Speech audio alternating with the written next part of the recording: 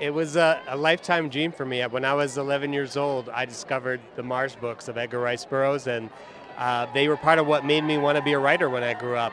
I was inspired by them, and just to get the chance to write that character and to play in that world of Barsoom and John Carter and Dejah Thoris and to put words in those characters' mouths. And I mean, I still can't believe I got the chance to do that. I'm so grateful. It's just really a lifelong dream.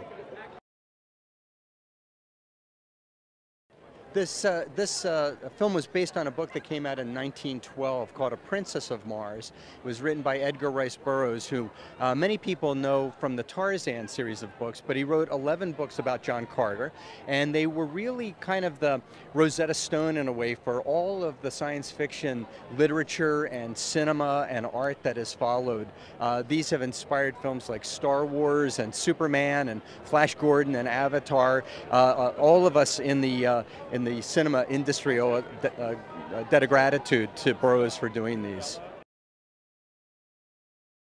I read it when I was a kid. Both Andrew and I shared a love for it. We made this kind of pact that if it would ever come our way, if it was ever possible for us to get on board and make it, we would. The planets aligned, it fell in our laps, and we just took it. But it's 100 years old. And it's 100 years in the making, and people talk about scripts or projects languishing in development around Hollywood for 10 years, 20 years tops. This is 100 years. Many people tried to make it, and it was just great to be on a project and something that we really loved, you know, in our soul, and those that come along once in a lifetime. At the heart, it's a balance between something massive and huge and epic and something simple and true and pure, which I think is what Andrew does really, really well. The cute thing about Andrew Stanton is that he's so used to animation. This was his first directing job in animation and live action. So he would tell Taylor Kitsch and I, he'd give us a bit of direction, and then we'd nod and we'd go, okay, and ask him, McCoy, okay, got it, for the next take. And we'd go do it. And he came back and he was giddy as a schoolboy. And he goes, oh my God, oh my God. I go, what happened? He goes, no, I'm just so used to animation that I give a note. I have to come back 3 weeks later to see that note materialize. He said, I just told you guys, and then you did it. It's so cool. So he was like a boy. He was so happy. And then we were so happy to work with him because he's a really great guy.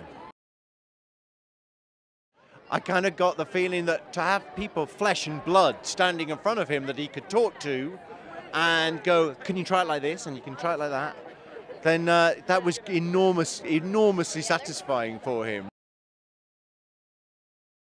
My character, basically, in the books that he wrote over about a century ago, in A Princess of Mars, he relates himself to John Carter in his foreword, saying John Carter is his uncle, and that the story is actually his private journal, and that Edgar was sharing that with the reader. So in the movie, I find out something's happened to my uncle, John Carter, find this journal, start reading, movie takes place, and then you get to see what happens.